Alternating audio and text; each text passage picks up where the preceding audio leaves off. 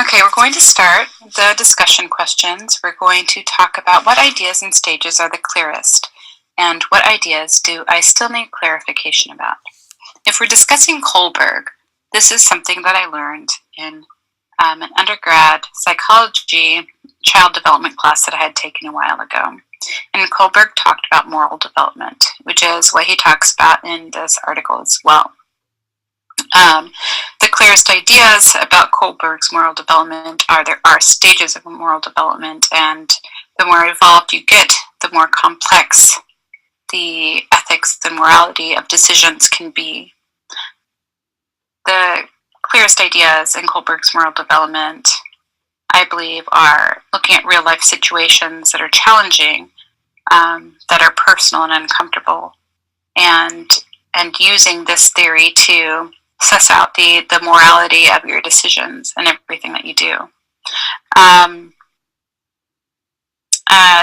There's some things about the theory that I've thought about. It assumes that one develops in one direction, so you can't go back if you've already reached one stage of morality, which I don't necessarily agree with. So those are some questions that I have. Is this a linear process, or is it more on a spectrum where you can reach one level and then you have a dip back into the next level?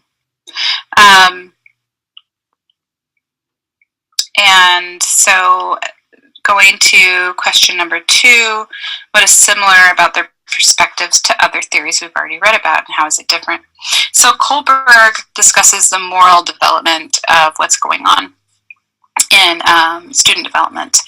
However, it's very similar to what we just learned last week in reflective judgment model, outlining a sequence of increasingly complex methods of justification of beliefs.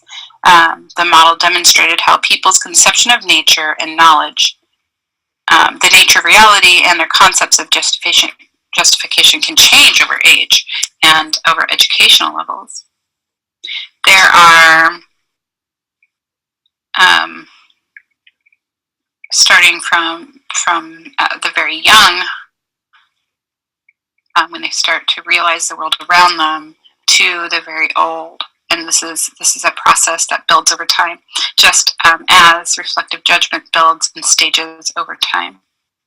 I believe that there's some elements of self-authorship here as well, where you develop the story from your paradigms in the past and bring those forward with your stages.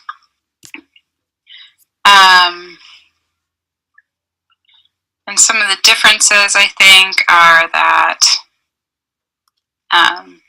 most of the models discuss development not through morality, but through development in understanding the world around you. So this talks about a different perspective of learning, and why do we learn?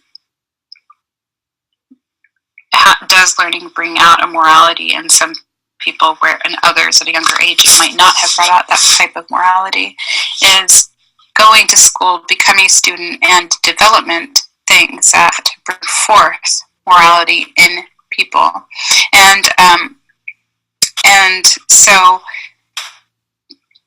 this is what talks about that in the Kohlberg theory. However, the other theories don't really discuss whether or not the choice of education is going to create the development of morality.